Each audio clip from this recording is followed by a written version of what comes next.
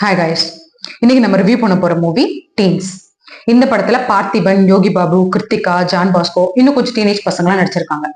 இந்த படத்துல பார்த்திபன் டைரக்ட் பண்ணியிருக்காரு, மியூசிக் டைரக்டர் இமான் சார். இந்த படத்தோட ஸ்டார்டிங்ல இந்த டீனேஜ் பசங்களை உட்காந்து பேசிக்கிறாங்க. நம்ம வீட்டுல நம்மள டார்ச்சர் பண்றாங்க, ஒரு ஃப்ரீடமே இல்ல, நம்மள வந்து ஒரு கிட்ஸ் மாதிரி ட்ரீட் பண்றாங்க, நம்ம ஒரு அடல்ட் ஆயிட்டோம்ல, அவங்களுக்கு இதை ப்ரூவ் பண்ணணும் அப்படின்னு சொல்லிட்டு அந்த குரூப்ல இருக்கிற ஒரு பொண்ணோட பாட்டி வீட்டுக்கு நம்ம போகணும்னு சொல்லிட்டு நெக்ஸ்ட் டே ஸ்கூல்ல பங்க் பண்ணிட்டு அங்க போறாங்க. போகும்போது பஸ்ல போறாங்க. ஒரு ஸ்ட்ரைக்னால அந்த பஸ் இடையிலே ஸ்டாப் ஆயிடுது. ஸோ இதுக்கப்புறம் நம்ம நடந்துதான் போகணும். அப்படியே நடந்து போக ஒரு ஆளா காணா போயிடுறாங்க.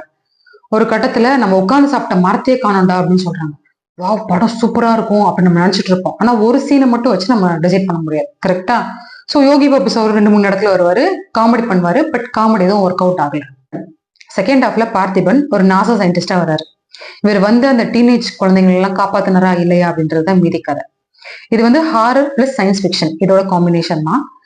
படம் பாத்தீங்க அப்படின்னா ரொம்ப லென்த்தியா ஒரு போரிங்கா தான் இருந்தது. எக்ஸாம்பிளுக்கு பார்த்தோம்னா, பார்த்திபன் வந்து ஒரு டேப்லெட் போட்டு தண்ணி குடிப்பார். இது 3 சீனா இருக்கும், ரொம்ப லென்த்தியா இருக்கும். இந்த சீன் ஏன் வச்சாங்கன்னே தெரியல.